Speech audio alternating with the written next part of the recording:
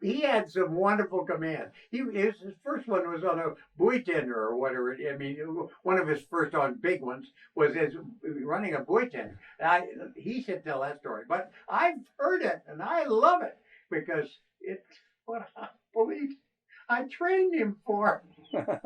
I'm sorry, Mac. That's okay.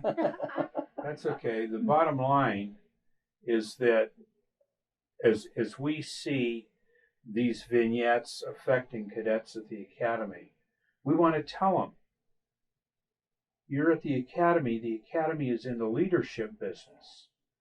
And as you look forward to a Coast Guard career, you should be aspiring to command from the very beginning. Now, I was fortunate enough, or misfortunate enough, as the case may be, to be thrown into the command of a major seagoing vessel very early. From the cadet's side point of view, that's a near-term goal. They don't have to look at it 10 years out. Gee, this guy got it really early, maybe I will too. So that's kind of what we wrote. And what I'm going to read is not just the fact of it, but the effect of it as it hit me.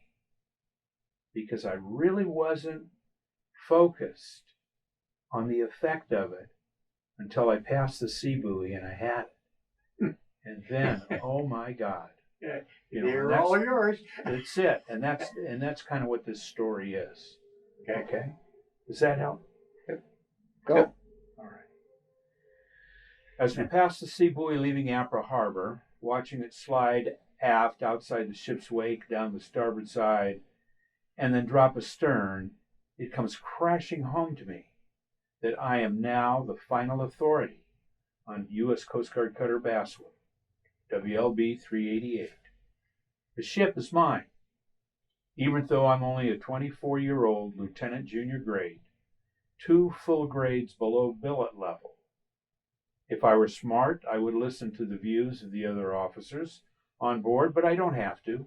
I'm in command of a 180-foot seagoing buoy tender, displacing 1,000 gross tons, that had a crew of 6 officers and 56 men, and an operating area stretching halfway across the Pacific Ocean.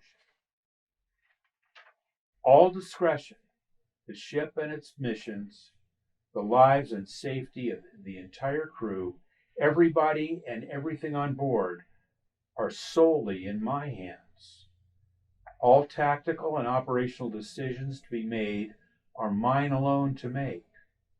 I alone must make them. In a practical sense, there is no appeal, nor is any time for appeal. A ship at sea is not a democracy. It cannot be run by committee. I wasn't God, but I might as well have been answerable only to God. An awesome responsibility. I feel like I was standing alone on a precipice, looking down from a narrow ledge that dropped off into a void so deep, so dark, that its unplumbed bowels faded into blue and then black. The wind blowing across the deck seemed to be trying to hurl me malevolently over into the abyss. I have to walk this precipice alone, balance alone on its narrow edge, because I cannot go back. The only question is, do I have the courage to go forward? I realize that I am ultimately responsible for everything, all performances as well as any failures of the ship's mission and the performances of her crew. And there is no one at my shoulder, no comforting advice to rely upon, no one to talk to, no one to rein me in if I misjudge and go too far. I hold the bag, whatever happens, good, bad, or ugly. The truly sobering thought is that the bag is mine, alone. The non-dischargeable responsibility is also mine, alone. I feel a crushing weight of command, a sudden flush of heat at my temples and across my brow. There is an emptiness in my chest and a sudden roiling in my stomach that makes me suck in my breath. I swallow hard to suppress it, but I regain control almost instantly, and with the invincibility of youth, I know I can do this job, and it will become easier over time. In the interim, I will mask from the world any gnawing insecurity I might entertain in my own judgments. This is what I've spent the past 7 years training for.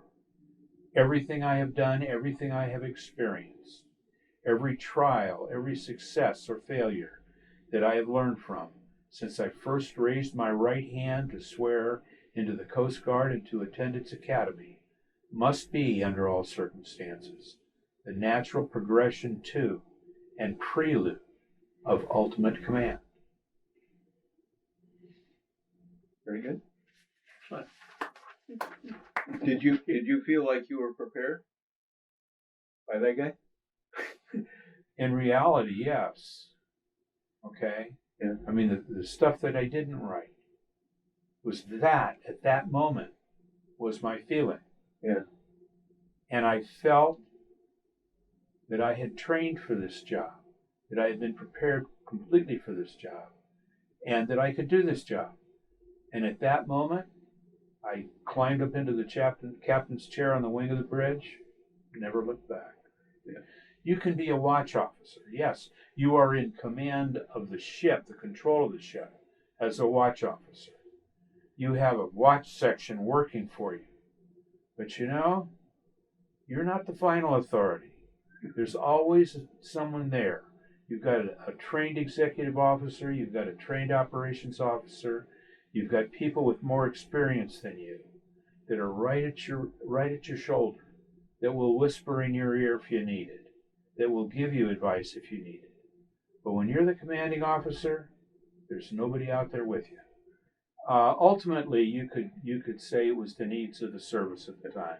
Ultimately, and my detailer in Washington said, "Well, I'll send you back to Honolulu, and you'll be the executive officer on Coast Guard Cutter Blackhawk.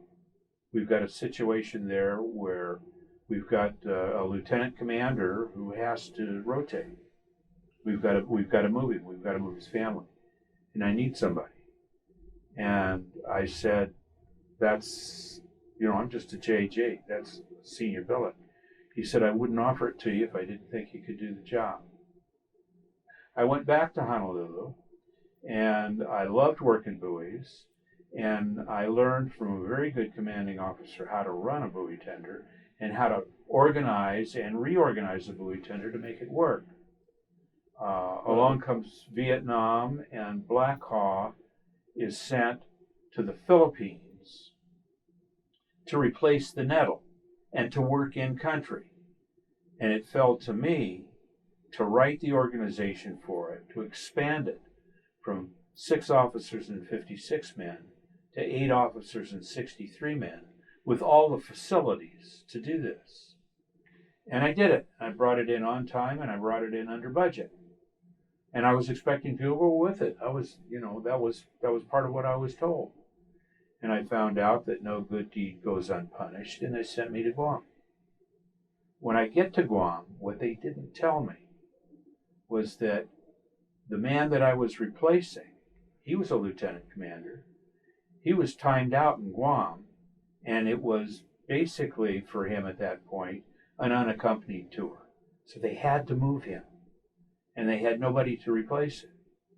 And the commanding officer, who was a lieutenant commander, was a Mustang, and he was drinking on board, and he didn't have sense enough to drink alone. And the ship was falling apart under him.